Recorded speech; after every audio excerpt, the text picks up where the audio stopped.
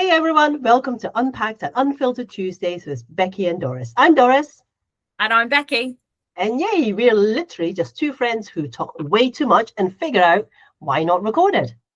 We talk about the real life messy challenges in business and family, sharing the mindset shifts and streamlined business systems that actually keep us sane.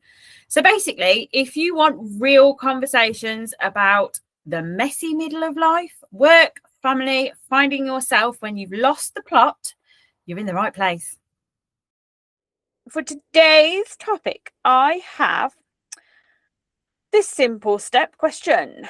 What is the smallest, simplest action you can take this week to move your business forward significantly? Ooh. I think this is a real good one because we can. This is a very internal, external approach. I think. Yes, definitely. Yes. Definitely. Okay. Yes. Okay. So, where shall we start with this? Who wants to go first on this topic? Yeah, let's start and where do we go? Right. Because for me, I can. Well, I think it sometimes depends on the mood I'm in. And I can sometimes be very clear on a, when start the work week on a Monday. I was like, well, okay, this is what I want to do.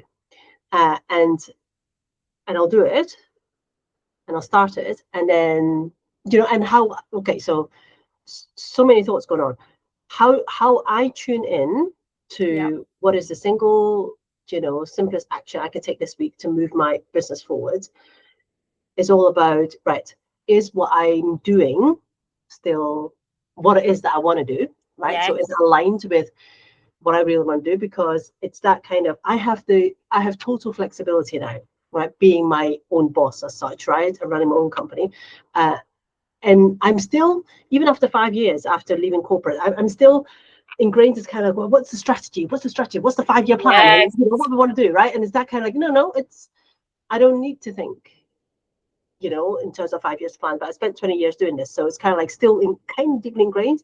So I kind of sometimes have to move myself back into the, no, what is needed now for me and my business? I can only just, right now, I need to figure out what the next week looks like, right? Yeah. And then take whatever action it is. Is that just, hey, do you know what? I haven't spoken to people like real, either one-to-one like we are now or in person.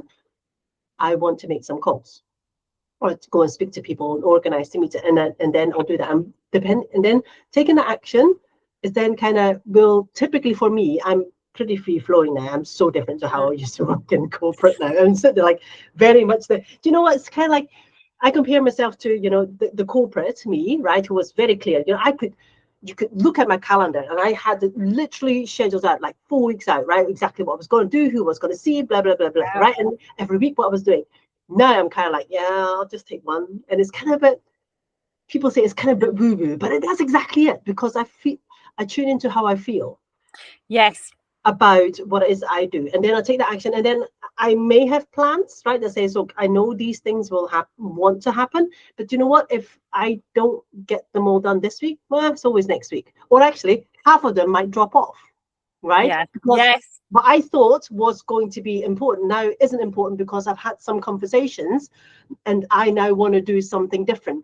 So I'm really sorry, but that's a bit woolly, right? But it's kind of like, but it goes into more how I feel and what I'm kind of drawn to, rather than sit back and, oh, this is the strategy and I work. Although that is important, right? Because I do know where I want to go in longer term, but it's that kind of, what is it that I really want and feel drawn to do right now that is going to move my business forward.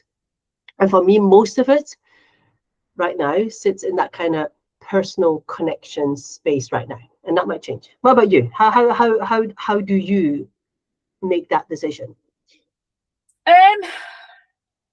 Again, I mean, if I'm looking at it from that internal perspective and not from the external, which obviously external for me is everything that I do with my clients, everything that I do anyway.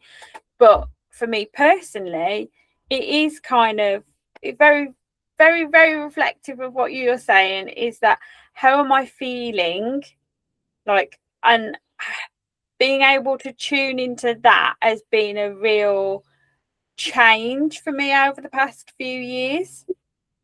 And getting to notice that, because I think it is important, because if you don't tune into that, are you actually being productive? Because you just procrastinate things, tasks take longer.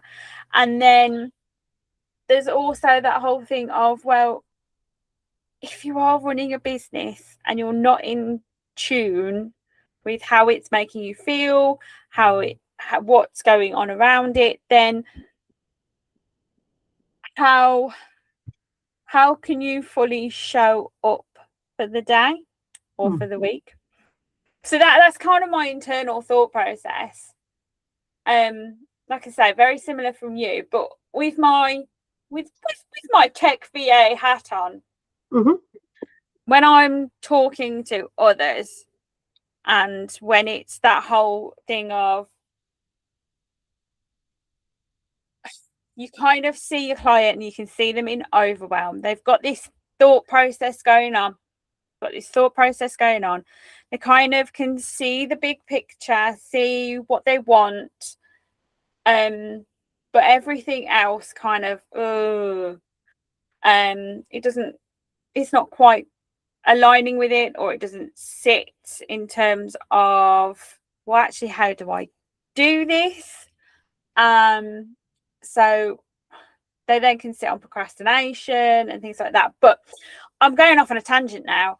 But if I think about when I talk to them in those moments, or when I'm first talking to my clients, and it's that whole thing of, right, okay, we need to get to the crux of this so that we can actually work out how to take that first step.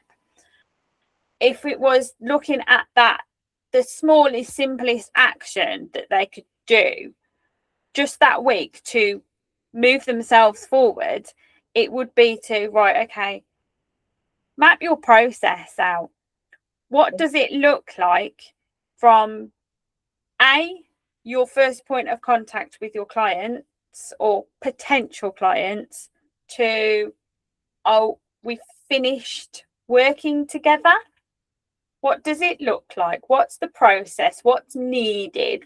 Like, okay, you've spoken to them. Do they need a face-to-face call with you before they join something? So if it was a program, and I'm kind of thinking about a client's program right now that I'm knee deep in, and it's that whole thing of, okay, her first step is to have that a call with those potential program attendees, to understand them, to understand whether they're a fit for the program before they can actually sign up. And then once they've signed up, it's that whole, well, okay, there's a link that needs to sign them up. How do they pay? What's the connections? What do they get as soon as they've signed up? Is there certain access? Like, how are you running? Are you running it live? So in this instance, they're running weekly sessions live. Okay, we need to make sure they have their Zooms. Are we doing it via Zoom? Are we doing it via Google Meet? What are we doing? But we need to send reminders to them. We need to then think about, okay, I want to send them coursework to do. I want to send them the replays. I want to send them the coursework. We need to think about where that fits in terms of the process, from that onboarding to, let's get into the program. What does it look like when they get to the end of the program? We need the feedback forms. We need, like, if we're having any kind of upsells onto something else that you're doing, we need reminders if you've got like a free one-to-one coaching in there that some people haven't booked onto yet. And it's just mapping out that kind of that process, getting out what's in your head in terms of, I want to deliver a course, and actually mapping out, what does that look like? How am I getting people on there? What does it look like when they go through the program, and what does it look like when they've finished the program? I think that's what I'm getting from what you're sharing, kind of having a process in place. To me, it's like you just said, right? You're taking some of that mental chatter, and that mental list that you keep in your head. You're actually writing out or procedurize it in whichever way that you want to do it, whether that's an Excel spreadsheet or some chart somewhere or whatever. Bring it out so you can actually see it rather than in your mind's eye, actually physically using your eyes see it. It then means in that way, it means when you're in a situation when you're potentially overwhelmed, right? Kind of then what the next step is, the next logical step in the sequence. For instance, for your client onboarding, you know what the next logical system is, so you don't need to then worry, right, or become anxious about what's next. But in the same vein, because you've got this plan, right, and that's the same thing, if you're working corporate, you've got this annual plan, for instance, right? And you know what the process is. Even when you're over, you've got a skeleton there, right? Are you tackling that one? I mean, does it really matter whether obviously you've got to be paid, right, if you're your own boss, right? But then does it matter whether you send them a link first with a Zoom call, or whether you send them to some sort of vault, where they can get some online stuff, or whether you send it doesn't really matter then. It just means that, hey, okay, today I feel like sending emails. So you just then send emails, or it's going to be something else, or it's going to be onboarding calls, right? You have some flexibility, but at least you have a straw man to be able to and I think primarily it's understanding, well, what's the next step from that kind of, what's the next step, and the whole thing of, once you've got that view, once you can see it, once it's out of your head, where are the bottlenecks in there that are holding you back and stopping you from doing other things, like getting more people in, doing more marketing, going out and talking to more people? Because actually, oh no, I've got to send all these links out manually. I need to manually check Stripe to see if these people have paid, and if I've got payments for this course, right, okay, I've got that one. I'll take their email address and their name, and then we're going to copy and paste this email to go on out to them, instead of actually, okay, I know that this needs to happen. How can I make this happen in a better way? Especially if it doesn't need to involve a human. Yes. Yeah. So how can I try and get my business to work better, or get this process to work better, by identifying those bottlenecks so that we can shift it? And part of, and taking what you've just said, it's all about looking at the resources that you've got, right? Because you don't have to do everything with your own two hands, right? There's stuff that you can offload, whether that is to AI, to a VA, or to whatever else. And the same in corporate, right? There'll be stuff that actually you can do yourself, right? But there's also stuff that you don't actually have to do yourself, or probably not doing it would actually free up your time to be able to do stuff that will create much more of an impact, right? And for me, that is all about kind of not overtaking responsibility. And I know it's difficult, right? When you're on your own boss, it is difficult, but there is stuff that actually doesn't add a huge amount of value, because there is one resource that we don't have more of, and that's our time. When you're one body, and you can, charge potentially hundreds of pounds for an hour of coaching, but you're spending an hour instead doing kind of admin type kind of things. You're kind of like, well, actually, I can outsource that, because then that gives me an extra hour where I could go and find some more business or whatever else, right? And it's all that kind of, it is time, but it's also value of time. And also, even if you don't get another client, it's just that space to be able to think, right? And when I reflect back what you just said to my clients, the clients I work with, they're kind of, they're always, oh, this, and I've got this, and then turning it back into the internal, right? Yes. Which is really important, because actually how you show up internally is directly proportionate to how you actually show up externally. Because if inside you're absolutely friggin' overwhelmed, Yes. you start doing like this, right? This is how work is. Instead of, it's easy. I know I need to do these 2 things today, and then I go literally put my feet up, right, and do nothing else, if that's what you choose to do, right? Or you can say, I just need to do these 2 things, and then the rest of my time I can do all the things that make me light up inside, and it's like juicy steak type kind of time, right? But it's that kind of like, but people feel like, well, I don't like this, right? I don't like doing this. And there's a whole host of what I notice with a lot of my clients is that they settle. Right. It's that feeling of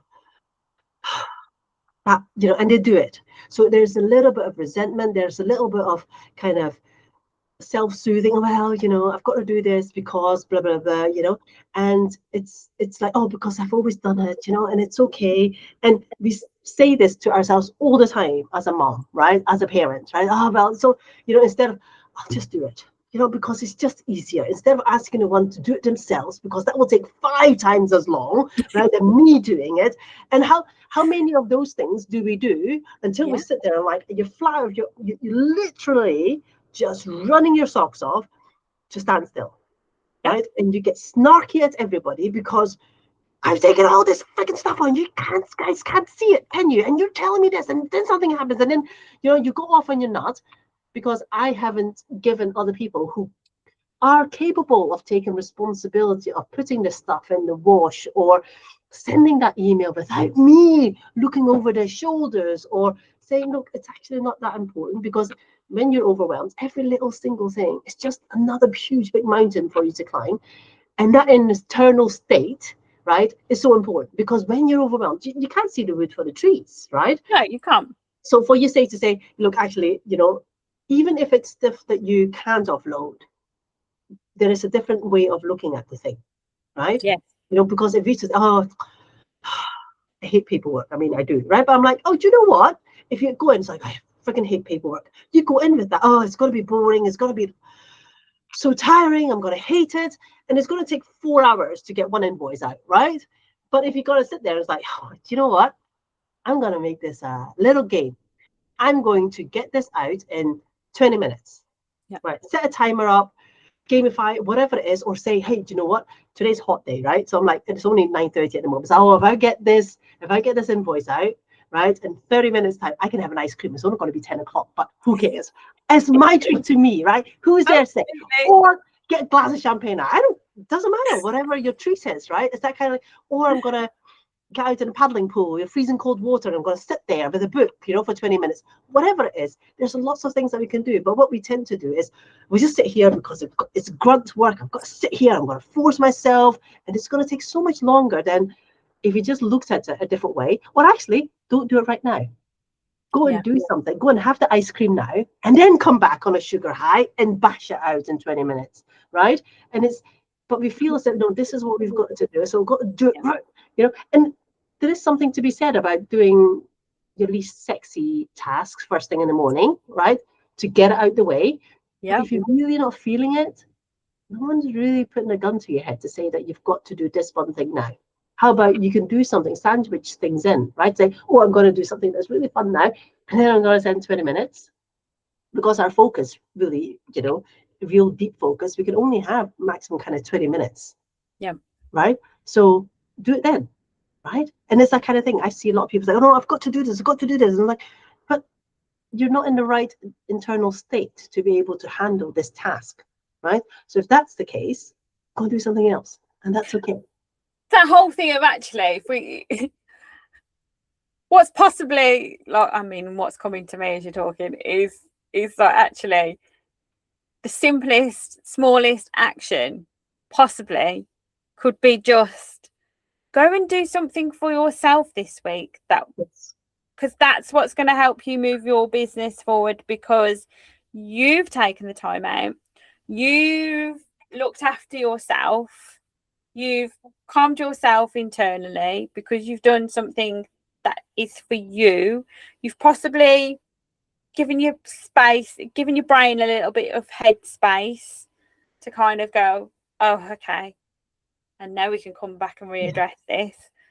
But actually, sometimes it's so difficult to give yourself permission to take that space. Yes. Right? Because when you're taking that space, that typically means not really doing anything, right? To me, it's not just, unless if you want a nap, go and have a nap, right? But it's that kind of doing nothing, but that whole self-care, which is, I think I did put out a reel on it on Insta the other day about the whole self-care, right? Self-care, people say that, you've got to, it's a spa day, or it's a yoga retreat, or it's all of these things that, makes the wellness industry a whole shitload of money, right? But sometimes, because when you're doing that, because there's something visible to show for it, it is okay. But self-care to me, and that was exactly what my definition of self-care was way back when. And now it's kind of like, I just need to take 10 minutes out for me. No thought, not doing anything. I might be just sitting there and drinking my glass of water for 15, 20 minutes. That's it. I'm literally not doing anything. All I want is just to create quietness. But when you're so busy, when you're so used to achieving, and there's always 50 million thoughts in your head going around at the same time, to create that space, and you're used to it, to create kind of quietness is really uncomfortable. Yeah. And I find a lot of people are really uncomfortable with quietness for themselves, right? They want the peace and quiet. The kids, can you just not shout and scream or whatever for 15 minutes, right? While I go and focus on typically doing stuff, right? But it's that kind of, but how do you know whether you are aligned or really love or really want what it is that you're doing if you don't give yourself that space to really sit in it, right? And yes, it's uncomfortable, but when it's uncomfortable, because we equate kind of calmness, kind of quietness as a threat, because we're so used to, you've got to go. If you're not doing something, then you're wasting your time, and it's such a waste, right? And time is one thing that we cannot waste, right? And here we are saying, take 20 minutes out. It's going to be fine. Do nothing for 20 minutes and it's okay. But how often do people do that? And then they're like, and it's fine in a moment, but then maybe a day or a week later, I shouldn't have taken that day off, or I shouldn't have taken that morning off because, and there's this whole spiral about guilt because things have piled up, right? And then, we have to blame it on something, right? And it's so easy to blame on ourselves because, and it's that kind of, again, it's that kind of, look, things happen, right? Even if you stopped for 20 minutes, an hour, even a day, right? Don't do anything, right? Nothing's actually going to happen. Yes, we all go on 2 weeks holiday and we come back and there's a whole load of emails and all this kind of stuff. You're like, oh my God, how much could have come in 2 weeks, right? And there's always more than we think, right? And then we got to immediately go back. Oh no, my God, and we've got to do this, and we shouldn't have that time off, and but you kind of like, but we need that time off. Yeah, we need that time off, and just because your inbox is full doesn't mean that you're behind. Right? But that's what we equated to, right? Oh, I've got so much work because I'm so behind. It's that whole thing of like thinking everything is immediate, everything is a need to do right now. And I am totally guilty of this. I am completely guilty of it. There are times in the year or where just how you just get the ebbs and flows, and it will be everything that comes into my inbox, everything that comes onto my phone, in my messages. My brain is perceiving that as you need to do that right now. This has to be action right now. You have to do it right now. Otherwise you are failing. Yes. And it's really hard to get out of that kind of, no, hang on, stop. It doesn't. Let's not react. Let's be proactive, not reactive. Yes. And I think sometimes to have that, to create that kind of space actually gives you, we throw these words around all the time, but to create that headspace does then actually gives you clarity on what actually is the one next step that you need to take Mm. to ensure that this week is going to be successful as it can be. Yeah. Right.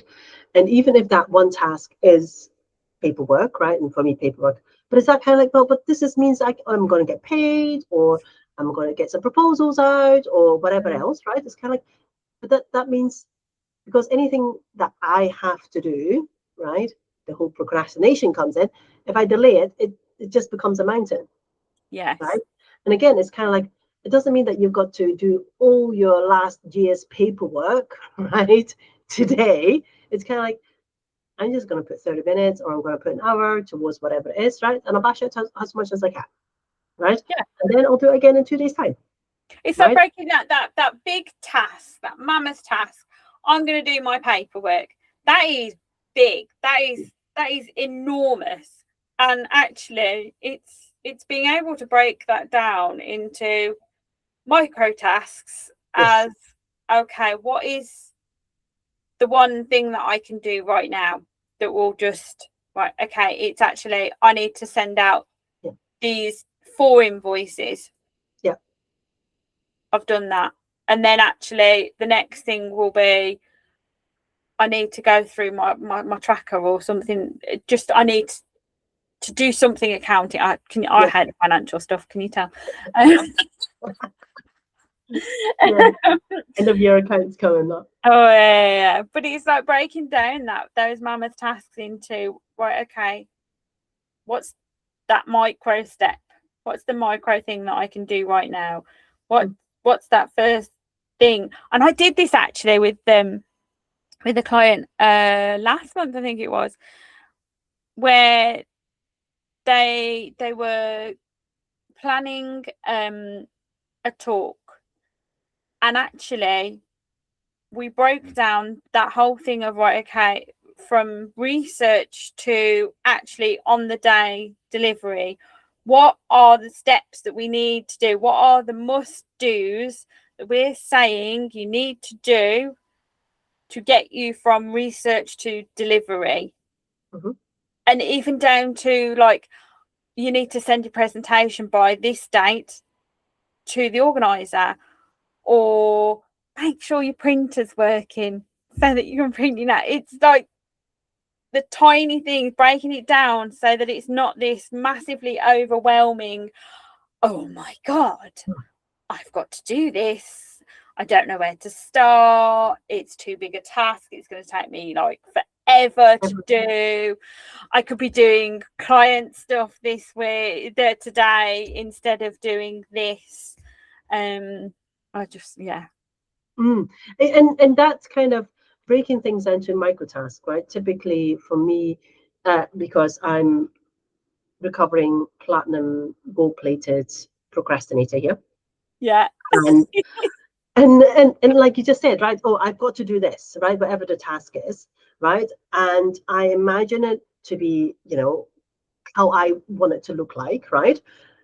But it's so big. It's not, I don't imagine it into, okay, the first next step I got to do is as small as I got to open a Word document, right? Yes. Put the title in, right? But I've got to, like, in terms of the same example as your presentation, right? Okay, imagine standing on stage and I've got this, and I'm like, whoa, that's huge. Not only that, it is 3 months out, right? Until you're going to stand on that stage. What are the topics you want to talk about? And then and then go down to, like I said, you've got the research now, right? What is the next thing, right? What is it that you actually want to talk about? What are you really passionate about, right? Because you can, distill a year of research into an hour's talk, right? You maybe get 3 points across. That's all you need to do, right? 3 to 5 points across in that mini lecture, whatever it is that you're doing, right? So which 3 to 5 do you want to focus on this time? Yeah. Right? Because and that is one micro task on its own in terms of, well, let's look at the structure. Yes. What's my structure for it? Yes, exactly that. And then it's that kind of, and the thing is, what I find is that, because when we look at it being a massive mountain, right, it's kind of like, then when we take it to one step, right, once you typically take that one step, for me personally, when I make it too big, and so for instance, for paperwork, I'm like, oh, just, but actually what I do is like, do you know what? I'm just going to put 1 minute on because I know that I'm, oh my God, yeah, everything else, let's me procrastinate, let me do this, let me do that, let me do this first, right? Instead of what it is that I know is going to move my business forwards, right? Or a project forwards. Well, I'm just going to put 1 minute on the clock. I know I can focus for at least 1 minute, right? Let me focus on this 1 minute. I know what it is that I have to do, paperwork, right? Whatever the paperwork means, right? I'm going to get my Excel spreadsheet out from last year, right? Do that for 1 minute. And then I'm going to start in that minute, I'm going to start updating all the stuff that I already know, right? Or I'm going to clear the whole spreadsheet apart from the formatting or whatever, blank spreadsheet. And actually, typically what happens, the timer goes, and I do a, woohoo, I did a minute, I did a minute. You know what? Typically, it's like, oh, it's actually not so bad now, right? So I'm going to now continue, right? Yeah, you've got that momentum. Yes, it's typically for me, is that the first step of doing whatever it is that I don't want to do, right? But again, back to the smallest, simplest action you can take. Is that kind of the smallest, simplest action for me is sometimes just take 3 deep breaths.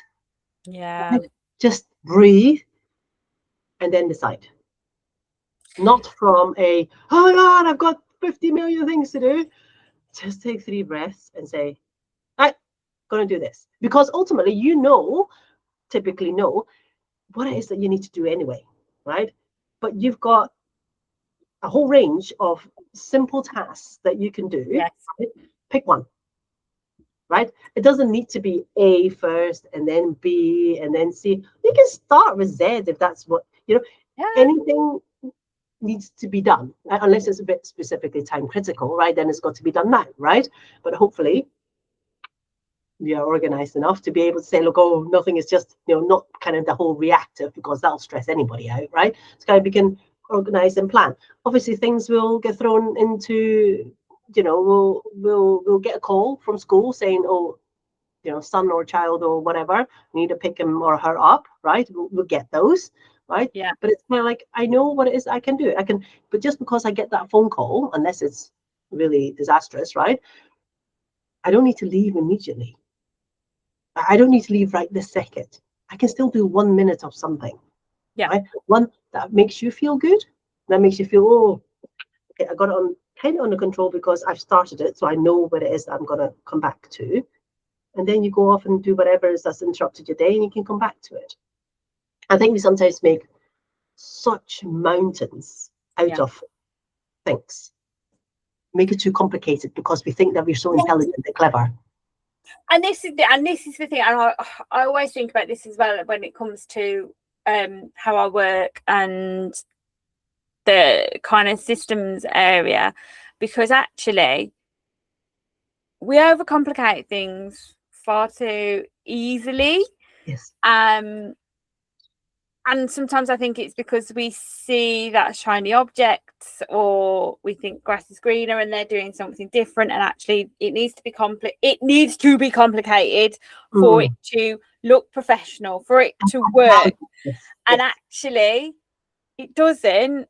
It just needs to be simple. But why is it so much harder for us to do the thing, or do something in a simple way and not overcomplicated? It's so much easier to overcomplicate it, I think. Yes, it is. It is such a, and sometimes I also think is that because sometimes we are too close to, especially when we are good at something, right? We can see it. It's literally like black and white. It's so clear to us, right? So to justify it to ourselves, we got to make it bigger, because literally what I know is like breathing. I don't even need to think about it, right? So for me to justify to myself that it is worthy, I add bells and whistles onto it. Right? So, yeah, no, that makes sense, right? And then you start sharing with other people, and people's eyes are literally glazing over because you're talking some other language to them, and they're like, but I'm like, how can you not see it? It is so simple. What do you not get? Because literally it's as simple in my head as 1 + 1 equals 2. And again, this is where I think understanding who it is that you're delivering to, because our own internal standards are always this high. Yep. right? But what we actually need to deliver is here so that other people understand it, right? And okay, it might be a bit different if you're working in a team and you're all working on the same thing. But again, it just like, but people feel as if we make it complicated, right? Yeah. That means, and that equals then I work harder, I am more intelligent, right? I am proving my worth here because, oh, look, my tree isn't just 2 branches. My tree has got 50 branches, right? So it must be more. It's that kind of equating more for value. Yes. But actually, more right now when, our attention span is literally so minuscule because of things out in society, social media, whatever, right? Reason. It's like we've got to keep it simple because otherwise people are not going to remember it. And people are not going to be able to compute what it is that they need to do, right? So that kind of a principle I got taught when my buzz was back at school, KISS, right? KISS. Yes, that's what I live right. Right? Keep Keep it it small and simple. Yeah, keep it small and simple because it's all these just kind of, stepping stones, right? You can't push a friggin' boulder up a hill, but if you take little pebbles at a time, right, you get an even bigger, right, pile at the end of it, right? And if you can strip that all back, right, to the simplest thing that we can do that moves us towards our goal, and we all know what our goal is, whatever it is, finishing this project or making more money, onboarding a client, setting up a new system, whatever it is, right? That's what you want to do. Typically, there'll be numerous steps. Just do one.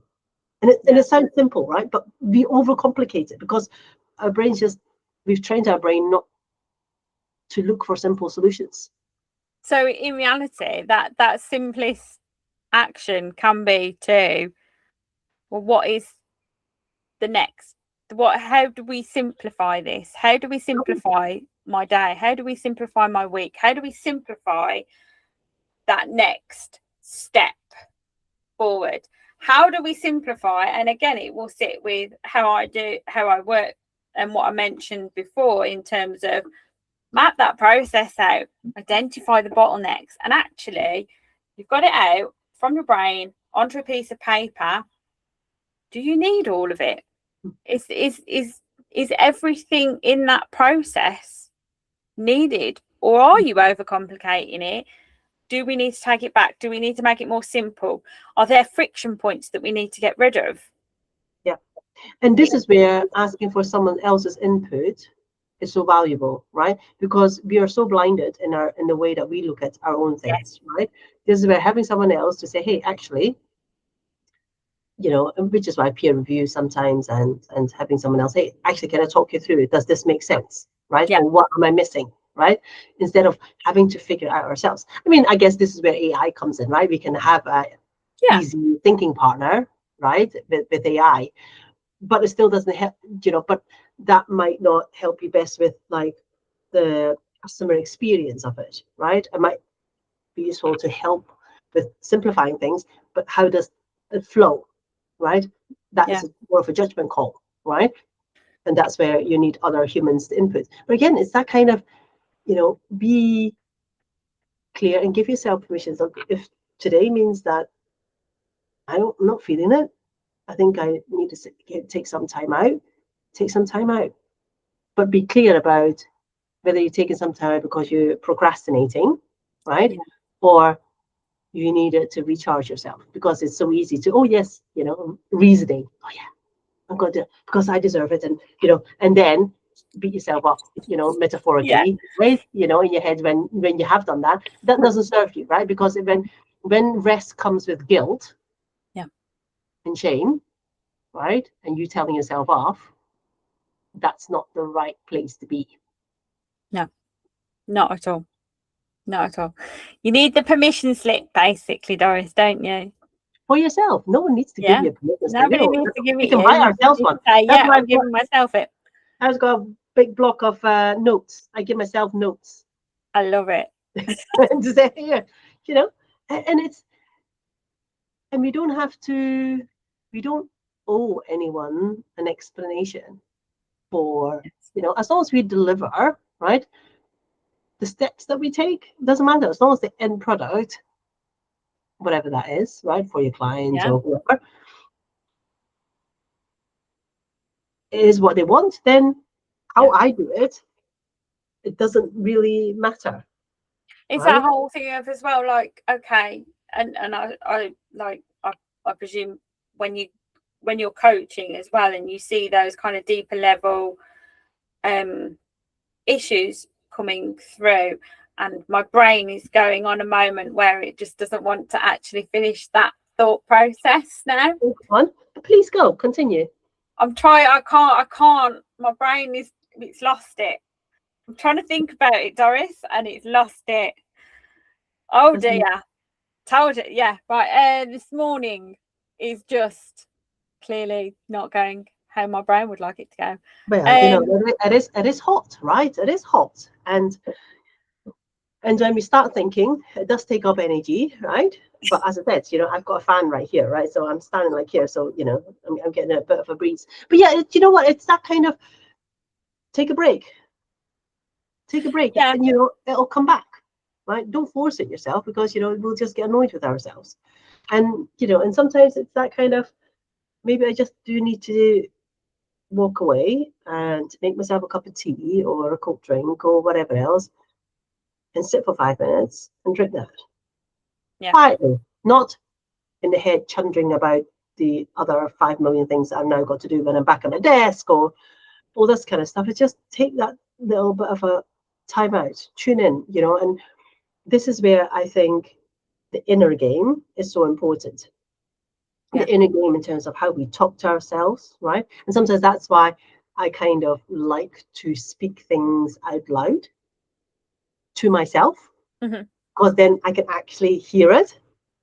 And especially, actually, sometimes this works if you are metaphorically kind of beating yourself, self-flagellation, right? Or you're calling yourself an idiot because you haven't done something or you did something wrong or whatever. I am actually speaking out the mental narrative that's going on in my head. And when I speak it out, actually most of the time I end up laughing at myself, because it's just friggin' ridiculous what's actually in there, right? And it just comes out, and I'm sitting there like, that's just not fun. But it's just a technique that I use for when my head is, I just can't get out of my head, right? It's just got too much going on. I try and verbalize it all, right? And actually when I then hear myself speak, I kind of because I am a verbal processor, I'm like, yeah, okay, I know what it is that I'm trying to say now, right? And I have so many words, but it's really funny because I come. This is what typically happens when I go to my coach. When I have my coaching, my coach just asks me 1 or 2 questions during an hour, and off I go, and I see it happen, and I can see it all unfolding because I'm speaking it out instead of keeping it internally. Speaking it out means it's not in there anymore. For me, it just creates a little bit of kind of, I don't know, separation, so I can see it more clearly. Right? Other people like writing it out, right? Or drawing it out or whatever. That all helps, having the kind of kinesthetic, or whether it's verbal or auditory. So that actually, it's like that physical thing of getting it out of your body, isn't it? It is. Not holding on to it to let it kind of fester internally and it only just keeps catastrophizing, right? What we do, we're so great at catastrophizing everything. Oh my God, it'll be the end of the world if I do that. Oh my God, it's going to be so awful when, like our kids are, right? Whenever they say something, oh, it was goddamn awful. It's just not slightly bad or slightly good, or it was just fantastic, or it was awful, and you're like, how bad can it really have been, right? There is a whole spectrum in between it, but we just go to the end, right? So, and it's kind of like, no, we can. There is a lot more nuance in it, right? And it's okay for it to be there, but it's important to recognize it. For me, it's that kind of recognizing and acknowledging it. Even when I am upset, either when I'm angry at myself or whether I'm sad or whatever, I say, oh, but just when I have these feelings, and we've talked about this previously, is that kind of, just because I'm angry right now doesn't mean I'm an angry person. I'm just angry at this current situation that I'm in. The same with the child. Just because the child has a tantrum doesn't mean that the child is a bad child. Yep. The child is currently triggered, right? We can use factual words rather than emotive words to describe what's going on, right? And then that, typically for me, it just comes with that. It's like, oh, it's like when I look at, it used to be, I would lots of judgments, right? When the child were misbehaving, and I'm like, oh, Camilla, you're speaking in a really loud voice at the moment, and that tone that you're using isn't a normal tone that you use when you're speaking to me, right? You know, I'm saying, oh, you're so angry, or you're so upset, and you're disrespectful, or whatever. That kind of, I mean, it's not always easy, to be honest, right? No, it's not. Yeah, when I've had a frazzled day, right? Whenever I get a raised, voice from my child, I'm down there like a freaking tiger mommy, literally ripping their throats out, right? Going for them. And before I'm like, oh, no, that's not who I want to be. Breathe. Yeah. Chill, right? Chill. It's okay. There's no blood, no broken bones. It is all going to be okay. You know, and sometimes it's kind of like when I take a breath, when I'm calm, and actually immediately they're like, oh, mommy is not reacting the way I expected to react. She's just being calm. And then they immediately like, oh, okay, because they're still little. The kids are still little. They haven't got all of that emotional regulation yet, right? This is the time for them to grow into it, right? But it's the safest place for them to be. And I didn't do any of that until I was probably in my early 30s, to be honest, naming the emotions, right? Whereas now our kids have so much more language about how they feel and all this kind of stuff. And I'm like, bring all of it. Right? Yeah. And that's amazing because they have so much more they're so much more connected than I ever was. Yeah. And again, that comes back into, the smallest thing is this, just maybe I just need to tune in and see how I feel.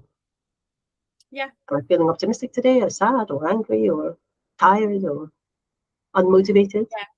Okay. What does And what does that mean? I think we've covered a lot of different. There's lots of smallest, simplest steps in reality, isn't it? And I think it looks different for everybody depending on how they work, who they are. It is, I mean, obviously from what you're saying, for me, I'm picking up on it. You basically just need to give yourself the permission slip. You need to check in with yourself, and you need to know whether you need to give yourself a permission slip. Yeah. And I think another part of it is also maybe kind of ownership. Yes. Take ownership of your own feelings, your own work, your own peace of mind, because no one else can do it for you, right? No. That, if we allow ourselves to be triggered by things that are external to us, we're not living our own lives, right? We're being triggered by everything else, and you're never at peace then, right? The whole thing of you have to, you can't expect somebody else to either make you happy or be responsible for your happiness. Totally Only right. you are responsible for what makes you happy and your happiness. Yes. And this is where you're not overtaking responsibility, right? It's that kind of, because we feel, especially as working parents, we feel as if, our children are all, our own responsibility. And, when they're small, yes, because they can't do anything, right? But kind of from school age, we kind of, just because a child is unhappy or angry or sad, right? I, as a parent, can't take upon myself to make the child make everything that potentially causes my child unhappiness, right? And remove it from their life, because that's not real life, right? No, it's not. Saying that though, I probably was very guilty of that, not that long ago. Yeah. But now I'm very much no, child, you're angry, right? I'm here, right? If you want to talk about it, because it wasn't me, or even if it was me who caused them, to flip out. It's kind of, but your anger is a you issue. All I can do as a parent is make you aware of it, right? And why is it that you're angry, right? So actually, I had a really good example at the weekend when our oldest, we let him had some game time, right? And he wouldn't listen. right? And I called him down for dinner, right? And he was obviously mid-game or whatever. And I said to Alex, can you please turn off the internet? Right, on obviously his game finished, right? Because the internet was off. You went straight into a mood, absolutely angry, right? Because of the dopamine hits that he'd been getting for the half an hour, right?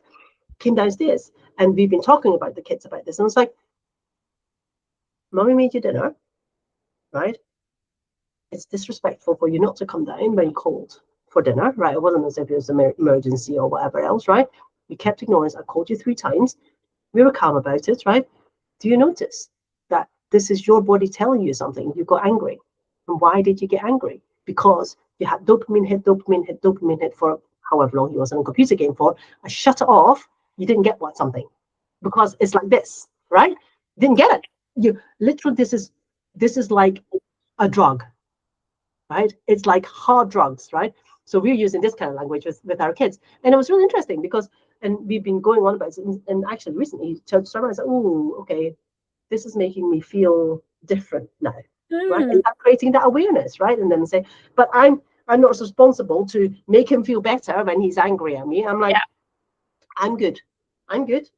You need to sort yourself out, because I can't go in there, right, and help you get those happy hormones out, emotions out. You're in control of that. I can't do it for you, right? But as parents, we tend to sit there and mollycoddles, I did when they were much younger, but it's kind of like, it's your responsibility. Yeah. I'm responsible for my emotions. You're responsible for your emotions. Yes, I can go and make you giggle and make you laugh and all this kind of stuff. Yes, but let's circle back eventually and talk about that situation where you are unhappy, right? And for me, that's the smallest, simplest thing that I can do with my child every single freaking day, and it's freaking exhausting, right? But isn't it? It's kind of like thing, but it's so exhausting. Yeah, my goodness, who knew? Who knew that becoming parents was so exhausting, right? If anyone ever knew that, but we forget again, because we had some lovely days, haven't we? And you got a whole week with no issues and everything is going fine. You're like, oh, this is the best thing since sliced bread. And then you have a tantrum and you're like, oh my God. And then we're back to square one. And it's just, okay. Like I said, 99 point whatever percent is awful, and that 0.1%, I'm like, oh, it's lovely. And that just literally makes up for everything, right? So, but I'm sure it'll get better, right? Or different. You tell me that, because your kids are older than mine. Like, I look to you, Doris. You can tell me that. I have no idea, but I live in hope. But it's that kind of, but again, like you say, it's that kind of, I am the one in control of my own happiness. No matter what happens out there, whether that is with my own family, the kids, work, whatever. I'm the one in control of my happiness. It doesn't matter what hat you're wearing at that time. Every single hat, you are still in control of your own happiness. Yeah, and that's the same, right? Whether you're in corporate or you're running your own business or whatever else, it's that kind of, if we allow ourselves to be triggered by, for instance, an asshole boss or a snarky comment from someone or whatever else, it's that kind of inner states, right? The stronger we are in that, the easier the outside world is, actually, for me. Yeah. But it took me a long time to learn that. Definitely an interesting one. Oh, awesome. We went deep there. That was a good session. Yeah, awesome. Lots of tips. Lots of tips. Yeah, exactly. If you enjoyed this episode, follow us for more unpacked and unfiltered Tuesday sessions. In the meantime, you can find us hanging out online over on LinkedIn, where you can find out more about what we do at Happy Bunny Coaching and Rebecca Jane Virtual Business Support. Links in the comments. See you next time.